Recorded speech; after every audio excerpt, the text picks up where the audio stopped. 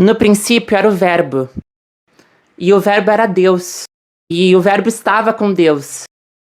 E é possível começar a falar? Jeito meio melodramático de começar um vídeo, né? Leitura da Bíblia, e aí fazer essas frases assim, esse eu te amo aparecendo em preto, abre parênteses. Eu não sei se as frases apareceram em preto, eu não sei editar vídeo. Tenho muita fé que a Rosa do Futuro vai conseguir colocar as frases em preto e fazer esse começo bem melodramático. Põe uma musiquinha também, sei lá. Enfim, Rosa do Futuro, arrase no melodrama, por favor. Fecha parênteses. Enfim, jeito bem melodramático de começar um vídeo, desculpa, sei que é um pouco pretencioso. Na minha defesa, eu sou uma garota trans, eu sinto que garotas trans têm um passe livre pro melodrama, sabe? Faz parte do nosso gênero, faz parte da nossa personalidade. A gente pode ser muito performática e muito melodramática, que vocês deveriam aceitar, senão é transfobia. Mas tirando isso, eu também acho que pro que eu quero fazer aqui, que é falar sobre o falar, e também falar de amor, e também se eu conseguir, e eu acho que eu não vou conseguir, mostrar que falar sobre o falar é igual a falar de amor. Ou talvez sempre que a gente fale, a gente esteja falando de amor e falando sobre falar, porque a gente tá falando, enfim, vai ficar confuso. Deu pra perceber, eu acho, mas enfim. O que eu quero dizer com esse melodrama todo do começo é que eu acho que não dá pra falar sobre falar e pra falar do amor sem ser de alguma forma melodramática. Eu sinto que toda a literatura que eu leio sobre falar, e talvez toda a literatura, de alguma forma, esteja sempre falando sobre o falar, acaba caindo no drama, e eu acho que tem algo muito interessante nesse movimento, e por isso que eu quero tentar fazer um vídeo dramático, em última instância, também. Mas por que eu tô falando tudo isso, e eu quero dar um exemplo concreto. Eu sinto que não vou dizer que vai ajudar a entender, porque, novamente, eu não acho que eu vou falar alguma coisa que dê pra entender. Entender ou analisar, não quero que esteja no nosso campo lexical aqui, mas eu sinto que um exemplo pode começar a produzir outros sentidos sobre a fala e sobre o falar, sobre falar. Enfim, já tô me confundindo demais. O que eu queria, nesse momento, era falar desse livro aqui, Fragmentos de um Discurso Amoroso, do Roland Barthes. É um livro em que o Barthes vai falar não sobre o amor, mas sobre o discurso do amor. Sobre as formas discursivas em que pessoas falam sobre o amor, ou declaram seu amor, ou performam seu amor. Ele vai falar logo no começo do vídeo que acha necessário escrever esse livro porque o discurso amoroso é de extrema solidão, no sentido que está todo mundo falando discurso amoroso, mas mesmo estando todos falando, parece que a solidão permanece, talvez até mesmo como essência desse discurso. E eu acho que talvez a essência de toda fala também seja um pouco a solidão, seja perceber que nossa linguagem é só nossa, e no fundo a gente nunca entende tão bem assim os outros, ou até mesmo a nós mesmos como a gente queria. Isso, não sei, é triste, é sozinho, mas também é bonito. Enfim, o Barthes vai falar sobre isso, sobre o discurso amoroso. Só que além disso, e eu acho um livro lindo, tipo, recomendo todos lerem, você vai chorar, você vai se emocionar, você vai perceber como o discurso amoroso é incrível, pipipopopó.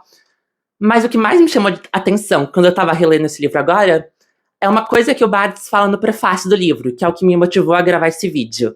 Vou ler pra vocês o trecho do Barthes. Ele tá falando sobre como esse livro é organizado, logo nas primeiras páginas. E aí ele fala que ele escolheu um método dramático, que renuncia aos exemplos e repousa na ação de uma linguagem primeira, nenhuma metalinguagem. Eu acho que linguagem primeira é quase como uma utopia filosófica.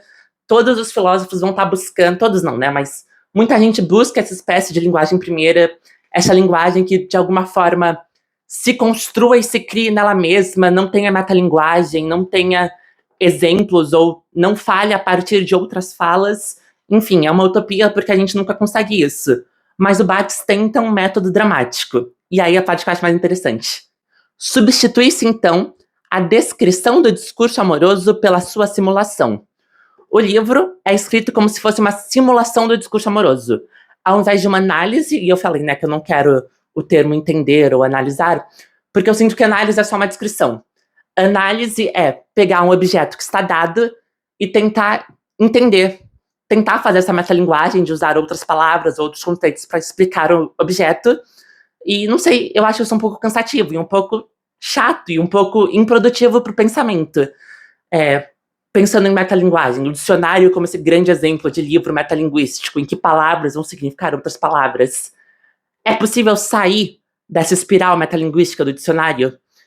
É possível falar palavras que não vão se significar ou ser fechadas em outra palavra, e sim produzir alguma coisa a partir das palavras?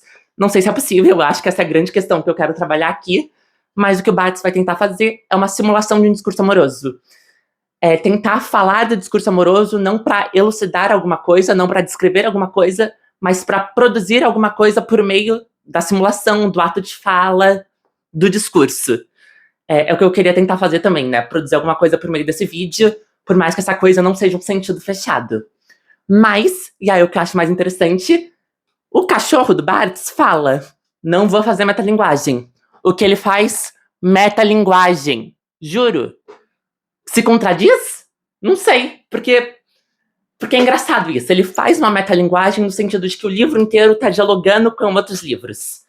Cada trecho do livro, eu não vou conseguir mostrar, mas cada trecho do livro vai estar tipo assim, segundo Freud, segundo Lacan, segundo Goethe, e aí ele vai falar sobre o amor, performar sua simulação de acordo com essa metalinguagem que ele não analisa, mas que ele trabalha a partir dela. Eu acho isso interessante. Pensar que a gente, Barthes, mas todo mundo, tem sempre uma vasta gama de referência bibliográfica própria. E a gente poderia sempre conversar com alguém e estar explicando essa gama. A gente poderia estar só falando das coisas que a gente leu, estudou e sabe, mas eu acho um movimento muito mais interessante. Ao invés de tentar descrever essas coisas ou explicar essas coisas, o Barthes não tenta explicar Lacan, não tenta explicar Freud, não tenta explicar Goethe, sim produzir sentido sobre isso. E é o que eu quero tentar fazer aqui. Quero produzir sentido sobre o falar, produzir sentido sobre o amor, que talvez seja o falar, com base em alguns fragmentos. Então, acho que é isso. Posso tentar começar, mesmo já estando começando faz mais de 8 minutos. Vamos para o primeiro fragmento. Vamos para a Bíblia. Eu acho que existem poucos textos sobre o amor mais bonitos já escritos do que o 1 Coríntios 13. Talvez seja um pouco batido, sinto que todo mundo já conhece esse texto da Bíblia, seja por, sei lá, escutar Monte Castelo do Legião Urbana, que eles começam declamando o texto, ou, se você for um jovem indie descolado, Twin Fantasy, do Karshit Hardrest. Famous Prophets termina com 1 Coríntios 13, eu acho lindo. É uma música de 16 minutos, de tipo rock indie, jovem, meio gay, meio queer, e aí ele decide... Eu tô mandando, desculpa, é que eu gosto muito dessa música. Decide terminar essa música super catártica de 16 minutos sobre um amor que deu errado, porque as linguagens se fundiram e criou uma zona de indeterminação entre quem sou eu e quem é a pessoa que eu amo. É engraçado, o Barthes, eu prometo que eu cheguei na Bíblia, que o Barthes vai falar que a sintaxe do discurso amoroso é louca. E eu sinto que dá pra perceber isso escutando Twin Fantasy, como o lírico da música tá louco por amar alguém e essa linguagem nunca faz sentido, e aí termina com 1 Coríntios 13, porque é um texto lindo. Enfim, vou parar de nada lá e falar da Bíblia, que também é uma espécie de nadalice, né? 1 Coríntios 13, todo mundo conhece, é lindo, vai falar várias coisas belíssimas sobre o amor, mas o que eu acho mais interessante disso tudo é que Paulo, antes de começar falando sobre o amor, fala sobre o fracasso da linguagem. Ou ele começa falando sobre o amor, falando sobre o fracasso da linguagem. Ele diz assim: ainda que eu fale as línguas dos homens e dos anjos, se eu não tenho amor, sou como um sino ruidoso ou como um símbolo estridente. E isso me quebra bastante, sabe? De que adianta Paulo, uma pessoa super culta no cânone bíblico, super instruída, ele admite que se ele tivesse todas as línguas do mundo, se ele falasse a língua dos homens ou a língua dos anjos, se ele não tivesse amor, ele seria um sino ruidoso. Ninguém entenderia ele. As palavras iam sair da boca dele e iam só ficar não significando nada, não fazendo som além de ruído. Isso me assusta muito. Tipo, a linguagem se torna ruído se não tiver amor. E talvez por causa disso, a linguagem em última instância seja impossível. Uma coisa que eu fiquei pensando, se o que eu tô falando é só ruído, é porque faltou desejo de entender, faltou amor. Mas se, e isso me assusta, se a questão que significa as palavras, para além do ruído, é o amor, como é que a gente sabe que a gente tá sendo entendido? Tipo, eu estou falando algo. Possivelmente existe algo que eu quero falar. Eu ainda não tenho certeza disso. Talvez eu queira só simular uma fala e nessa simulação esperar que algo aconteça. Mas enfim. Quando você conversa com alguém, você espera que essa pessoa falando com você esteja falando alguma coisa. E talvez essa esperança seja um ato de amor. Eu espero que, ao encontrar com você, alguma coisa aconteça, algum sentido nasça. A outra pessoa tá conversando com você, tá falando coisas, ela espera ser entendida. Também deseja ser entendida. Também tem o amor que faz ela ser entendida. E porque esses dois sujeitos da conversa têm amor, que alguma coisa acontece. Talvez ninguém se entenda, mas porque isso é muito assustador, gente. No mínimo, eu acho.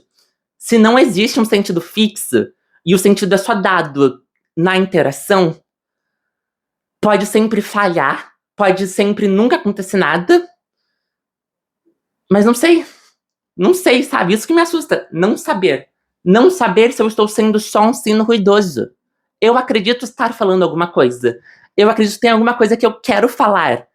E eu espero que alguma coisa chegue até vocês. É esperança mesmo. É tipo um ato de fé. Eu espero que alguma coisa chegue até vocês. Mas se não tiver amor nessa interação, nada funciona. E aí, como a gente faz? Como a gente faz pra falar? Se, em última instância, toda fala pode ser inútil se os sujeitos da conversa não tiverem amor. Não sei. E por isso que Paulo já começa desse jeito. Tipo, Paulo vai falar sobre o amor, mas para falar sobre o amor ou sobre ter amor, já precisou haver amor para ser entendido.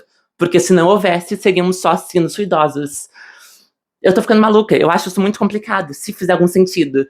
Porque eu acho que, em última instância, a fluência, o entendimento é impossível. E eu não sei o que fazer. Vamos deixar um pouco a Bíblia em suspenso e trabalhar outras coisas agora. Enfim, vou até guardar a Bíblia aqui para poder mexer minhas mãos melhor. Mas é para deixar em suspenso, tá? Não é para descartar. Deixa em suspenso porque eu acho que é interessante pensar como tudo isso vai estar significando tudo. Como a ideia de que se eu não tiver amor seria um sino ruidoso, talvez continue significando os outros fragmentos que eu quero trazer pra gente. E o primeiro desses outros fragmentos é uma das minhas poetas favoritas da vida, Ana Cristina César. Eu sinto que talvez essas questões sobre a impossibilidade de falar ou a impossibilidade de ser entendida, ao mesmo tempo que se tem esse desejo de ser entendida e esse ato de amor que existe no endereçamento, sabe?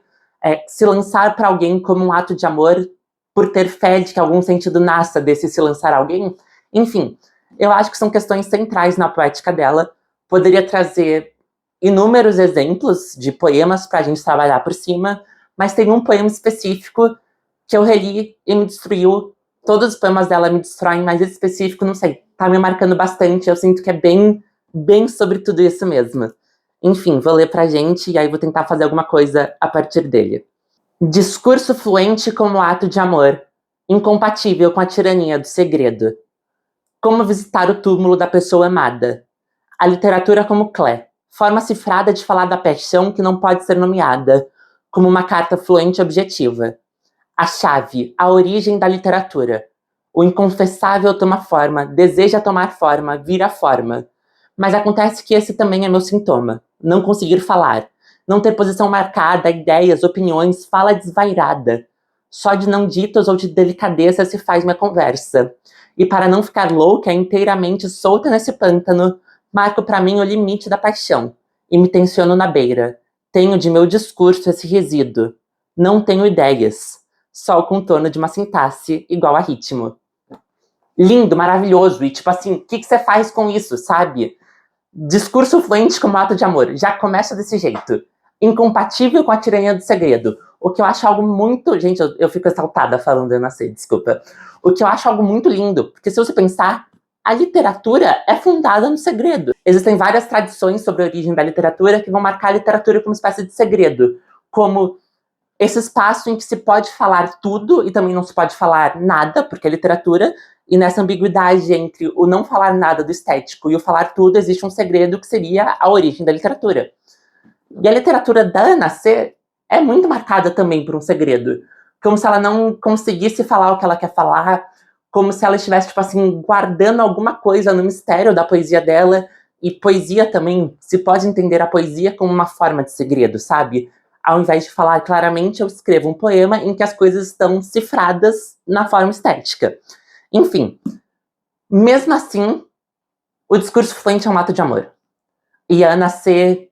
abre esse poema falando isso, e parece que ela deseja esse discurso fluente, ao mesmo tempo que parece impossível para ela, ou para mim, ou não sei, eu sinto que é impossível ser fluente. Como ser fluente se não fosse o próprio amor do nosso discurso, seríamos só sinos ruidosos. Eu não sei, e ela continua quase como buscando essa fluência, desejando essa fluência, se lançando essa fluência. Ela fica maluca por não ter essa fluência. Eu sinto que talvez só pela minha exaltação de fala deu para perceber que é coisa que me afeta bastante mesmo, e ainda tenho medo de eu tô falando tudo isso e talvez eu não seja entendida, porque talvez eu não esteja falando nada. Porque talvez eu não tenha ideias. Se eu tivesse uma ideia, se eu tivesse uma tese para fazer nesse vídeo, seria tão mais fácil. Eu escreveria um roteiro, falaria, essa é minha ideia, passaria minha ideia para vocês. Mas eu não tenho ideias. Eu tenho só sintaxe, só ritmo. E a minha sintaxe, talvez como a sintaxe do amor mesmo, é desvairada, é louca, ela é sem sentido porque o sentido não existe, porque a gente não tá falando de nada. Sentido é uma palavra bonita, né? Também envolve direção, sabe? Andar para algum sentido. Se o que a gente tá falando é só falar, sem direção, sem sentido, sem querer chegar em nenhum lugar, falar pela performance discursiva de falar, na esperança de que algo aconteça, a gente tá discursando sobre algo que não tá ali, que não existe, que não consegue se concretizar em palavra, que não consegue aparecer no discurso. A gente tá sempre falando sobre algo, sabe? Essa obra poética dela. Ela fala que ela não tem ideias, mas ela escreveu 500 páginas só de poesia. Tem a prosa também, tem a crítica dela. Tudo isso seriam ideias, só que ela não consegue expressar para além da própria forma. E talvez o amor seja isso, seja querer falar alguma coisa e não conseguir falar nada além de si mesmo. Eu te amo. O que é eu te amo se não uma espécie de uma tautologia? Eu te amo não significa nada além de que eu te amo. Eu te amo não diz nenhum dado concreto sobre o mundo, sobre a realidade, sobre as ideias, diz só que eu te amo. E talvez a gente não traduza amor no mesmo sentido. Então, quando eu falo que eu te amo, talvez você entenda amor como outra coisa, senão que eu estou tentando falar que eu te amo. E a gente repete eu te amo pra alguém que a gente ama, sabendo que isso não diz nada, porque a pessoa já sabe que você ama ela, se você já falou. O Bart vai falar isso, que eu te amo só importa da primeira vez que é dito. Das outras vezes é só uma repetição, porque é um fato no mundo que já é conhecido, mas que você fala eu te amo porque você precisa falar eu te amo. Eu te amo é igual a eu te amo. E você se repete nesse círculo, porque essa é a nossa sintaxe. É isso que a gente tenta fazer. A gente fica um pouco maluca, tentando falar alguma coisa, e a gente não fala nada além do que é. Como se não. Toda fala tá de alguma forma ancorada nessa tautologia. Em falar que eu estou falando e eu estou falando que eu estou falando. Talvez eu não esteja falando nada além do que eu estou falando. O que eu estou falando é uma igualdade consigo mesmo. É o que é. E é o que é, talvez seja um outro nome para amor. Porque é o que é, segundo o Êxodo, é um outro nome para Deus. Eu não disse nada, né? Desculpa. Acho que eu já disse isso, eu tô só me repetindo, mas esse é meu sintoma, não conseguir falar.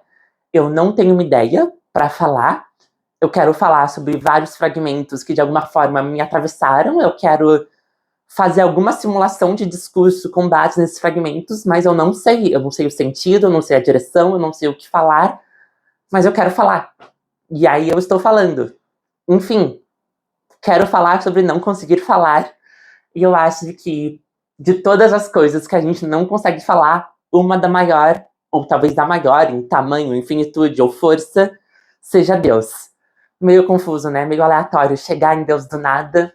Ao mesmo tempo que eu sinto que Deus sempre esteve em tudo isso. Comecei falando da Bíblia, mas além disso, não sei. Talvez Deus, de alguma forma, esteja em todo o discurso. Não sei se eu acredito nisso de fato, mas é uma tese que aparece nesse livro aqui, Ideia de Prosa da Agamben. É um livro que são várias ideias, quase como fragmentos, E curioso, né? Eu comecei o vídeo falando sobre o Barthes, que escreve os fragmentos dele. Eu tô tentando estruturar esse vídeo como fragmentos. Eu sinto que fragmento é muito um gênero de linguagem contemporânea. Talvez a vida moderna seja tão atravessada por tanta coisa que a gente não consegue mais escrever um livro, ou ter uma tese, ter uma ideia. Não sei, eu não consigo pensar em livros de filosofia contemporânea que tenham a envergadura de uma fenomenologia do espírito, de uma crítica da razão pura. São só fragmentos, ideias que os autores precisam soltar e soltam, com rigor também, mas nunca tomam essa propriedade absoluta, sempre ficam fragmentados e buscando construir algo a partir dos fragmentos. Enfim, voltando para o Agamben. O livro é composto por várias ideias, vários fragmentos de ideias que ele quer expressar, e uma me chamou muita atenção, que é a que eu quero trazer aqui. O nome é a ideia do nome. Eu não vou ler ela inteira, mas eu sinto que tem um trecho, 2, que são incríveis e que eu preciso ler. A filosofia antiga distinguia cuidadosamente o plano do nome, onoma, do plano do discurso. Então já existe uma diferença na filosofia antiga entre o nome das coisas e o discurso que a gente faz sobre as coisas. E continua. A filosofia afirma que das substâncias simples e primeiras não pode haver logos, não pode haver discurso, apenas nome. Segundo essa concepção, é indizível não aquilo que de modo algum está atestado na linguagem, mas sim daquilo que na linguagem apenas pode ser nomeado. O amor pode ser nomeado. Quando eu falo amor, eu estou falando de uma substância simples, amor. Mas dessa substância simples, eu não posso falar nada além de seu nome. Isso me assusta, porque todo um discurso sobre amor, em última instância, não diria nada além do nome do amor. O nome do amor é tautológico. Amor não significa nada além de amor. E por que eu disse que eu ia falar sobre Deus? Porque Deus é amor, segundo João. Deus também é o verbo, segundo João. Então, sempre que falar de Deus, a gente está falando do verbo. E, curiosamente, verbo é a tradução brasileira, né, para o texto de João, que é escrito em grego. O termo original de João é logos. Deus é o logos. Deus é o discurso. Mas Deus também é uma substância primeira que nada pode ser dito além de que ele é o que ele é. É assim que Deus se chama para Moisés. No Êxodo, Moisés fala, como eu tenho que te chamar para os israelitas, e Deus fala, eu sou o que sou. Eu igual a eu. É uma tautologia que não diz nada além de si mesma, mas por ser tautológica, o eu igual a eu pode significar tudo. É tipo numa equação matemática, se x igual a x, x pode ser qualquer valor, porque x é igual a si mesmo. E não é que ele pode ser qualquer valor, ele é todos os valores. Se o amor é igual ao amor, o amor é tudo. Se Deus é igual a Deus, Deus é tudo, ao mesmo tempo que ele é só Deus, ou o amor é só amor. É um nome que nada pode ser dito desse nome além da sua qualidade de substância simples. Só que a gente continua dizendo. Agamben vai continuar esse texto de uma forma que me assusta um pouco. Toda linguagem assenta de fato sobre um único nome, em si impossível de proferir, o nome de Deus. Você pode argumentar que isso é bobagem. Tem várias pessoas que nem são da tradição cristã que estão usando linguagem e estão nem aí pro nome de Deus. Mas eu sinto que é uma daquelas frases de filosofia, ou talvez frases em geral, que você não precisa ficar analisando, porque quando a gente analisa, todo sentido se quebra. Mas talvez seja olhar um pouco com amor, para não ser só um sino ruidoso e sim ser alguma linguagem. E não sei, se a gente levar essa frase pro limite, toda linguagem se assenta no indizível. Toda linguagem se assenta em nomes, e nomes não podem ser ditos. Todo discurso, todo logos, você sempre está discursando sobre algo que de nada vale a pena ser discursado, porque você não pode falar nada além do seu próprio nome. E se toda linguagem se assenta nesse indizível, se todo discurso não significa nada além da propriedade do nome, então não se pode falar de nada. E se não se pode falar de nada, o que a gente faz? Eu não sei, eu tô gravando um vídeo falando isso, que eu não sei. Eu não sei se é possível falar, porque para ser possível falar, você tem que falar alguma coisa, e é impossível falar qualquer coisa senão o nome que não diz nada por si mesmo, senão uma tautologia que é o próprio nome. E eu não sei. Talvez sobre tudo aquilo que não se puder falar, realmente deva se calar. Sobre tudo aquilo que não se pode falar, deve se calar. é a proposição final do Wittgenstein no seu Tratados Lógicos Filosóficos, um livro de filosofia que se pretende ser extremamente lógico, para falar que, em última instância, a filosofia não pode falar nada. É como se o Wittgenstein, nesse livro aqui, tentasse acabar com toda a filosofia por mostrar que as falas da filosofia não dizem nada sobre o mundo. Depois que ele escreveu esse livro, ele decidiu se calar mesmo. Ele foi abandonar a filosofia, morar no campo, dar aula para crianças, como se esse mundo letrado, esse mundo de conhecimento filosófico acadêmico, em última instância, não dissesse nada. E, de certa forma, eu concordo com ele, porque para dizer algo, você precisa de algum referente. E, novamente, não se pode falar nada além do nome mesmo. Mas eu também fico pensando que eu não acho que se calar seja o caminho. É engraçado que, sobre tudo aquilo que não se pode falar deve se calar, é a proposição final. Mas a penúltima eu acho até mais interessante, porque parece que... Parece não, ele claramente percebe as falhas na própria lógica. E ele escreve: minhas proposições elucidam dessa maneira. Quem me entende acaba por reconhecê-las como contrassensos, após ter escalado através delas, por elas, para além delas. Deve-se, assim por dizer, jogar fora a escada após ter subido nela. Deve sobrepujar essas proposições, então verá o mundo corretamente. Ele faz esse livro para tentar fazer todo mundo se calar, para tentar entender que as proposições dizem que a filosofia não diz nada, as proposições são filosofia, a proposição também não diz nada. A gente sobe as escadas e depois joga as escadas fora. Mas eu acho esse movimento muito bonito, porque num livro totalmente lógico, ele cai no paradoxo, no contrassenso do próprio discurso. Ele percebe que ele falou, e ele falou que ele não pode falar nada, mas mesmo assim ele falou. E eu acho esse movimento muito mais bonito do que o se calar. O movimento de entender que a gente está falando, e falando, a gente não está falando nada, porque é tudo contrassenso, tudo pode ser... Eu não estou usando os termos no sentido derridiano aqui, tá? Tudo pode ser desconstruído, pode se entender as lógicas binárias e problemáticas de um discurso, e pode-se entender que o discurso não está falando nada sobre o mundo real. Se calar é uma opção. Não é a que eu quero. A que eu quero é, sabendo que falando eu não estou falando nada, continuar falando. Fazer uma espécie de performance, como o Barthes ia falar, uma simulação do discurso. Eu não posso falar porque o que eu estou falando não diz nada. E talvez justamente por isso que eu quero continuar falando. Quero continuar buscando um discurso fluente. Talvez este seja o meu ato de amor. Na esperança de que algum dia eu consiga realmente começar a falar. É possível começar a falar. Vai ter algum dia em que seja possível falar o indizível, o nome, aquilo que a gente está sempre falando, mas nunca falando sobre? Eu não sei. Eu não sei se essa possibilidade existe. Mas, voltando para o primeiro fragmento desse vídeo, voltando para 1 Coríntios 13, a Bíblia estava em suspenso, vamos trazer ela para a Terra. Eu acho que eu disse que eu acho 1 Coríntios 13 um dos textos mais lindos sobre amor. Em primeiro lugar, é por causa desse começo, sobre anunciar o fracasso da linguagem. Em parte, também é por causa do resto do texto, sabe? Quando Paulo começa a falar o amor é paciente, o amor nunca falha, todas as qualidades positivas do amor, eu acho isso muito bonito. Mas o que mais me chama a atenção é o final. Porque 1 Coríntios 13 termina com uma cena de fim do mundo. E eu sinto que é a cena de fim do mundo mais incrível da Bíblia, sabe? Em Apocalipse, o fim do mundo é triunfal e violento. Em Daniel também, é como se essa violência das bestas, dos cavaleiros, trazesse alguma redenção pro povo israelense sofrido, ou para toda a humanidade que sofre.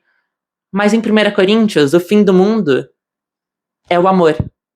O fim do mundo, ou o fim de tudo que a gente entende como mundo, é o amor. E também é um fim de linguagem. Enfim, quero analisar essa cena final de 1 Coríntios. Analisar não, quero produzir alguma coisa com essa cena final de 1 Coríntios, nesse final de vídeo. 1 Coríntios 13 termina falando: o amor nunca acabará. As profecias desaparecerão, as línguas cessarão, o conhecimento desaparecerá. Pois conhecemos em parte, profetizamos em parte. Mas, quando chegar à perfeição, o que é parcial desaparecerá. Quando eu era criança, falava como criança, pensava como criança, raciocinava como criança. Quando eu me tornei adulto, abandonei as coisas de criança. Pois agora vemos por reflexo, em espelho, mas depois veremos face a face. Agora conheço em parte, mas depois conhecerei, tal como sou conhecido. Agora permanecem a fé, a esperança e o amor. Essas três coisas, a maior delas é o amor.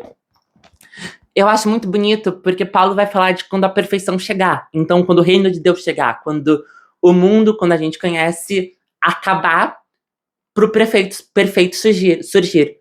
E essa perfeição envolve o fim da linguagem. Eu acho que essa é a parte que eu mais gosto. As línguas cessarão. Os espelhos serão destruídos. E existe espelho maior do que a linguagem. Existe forma de traduzir o mundo e de falsificar o mundo e de falsificar o nome das coisas. Maior do que o discurso. Mas quando os espelhos se quebrarem, quando o amor de Deus perfeito vier, a gente vai conhecer tal qual a gente é conhecido. Deus nos conheceria perfeitamente na tradição cristã. Então, nesse fim do mundo, sem linguagem, a gente vai poder, enfim, conhecer uns aos outros perfeitamente. A linguagem não vai ser espelho da realidade, não vai ser essa coisa que distorce o nome, mas sim, a gente vai poder viver em igualdade entre nome e discurso. Eu sou ateu o suficiente para achar que isso nunca vai acontecer. Os espelhos nunca vão acabar, nunca vão quebrar, o reino de Deus nunca vai vir. Mas talvez essa seja a utopia primeira de toda a filosofia e de toda a literatura. Quando Bates fala, por exemplo, que ele queria a linguagem primeira, é de se desejar que em algum momento a gente consiga falar e ser entendida. Mesmo sabendo que a gente nunca vai ser entendida. Mesmo sabendo que o discurso não significa nada, a gente ainda deseja e busca e fala talvez como se já existisse esse discurso face a face. Esse discurso em que eu falo algo e eu acredito que você me entende. Eu te amo e eu acredito que você sabe o que eu quero dizer quando eu falo eu te amo. Eu não sei se é possível começar a falar, porque talvez a gente nunca esteja falando nada. Talvez nunca vai ser possível, de fato, conhecer face a face alguma coisa. Mas eu acho que justamente por causa disso que a gente continua falando.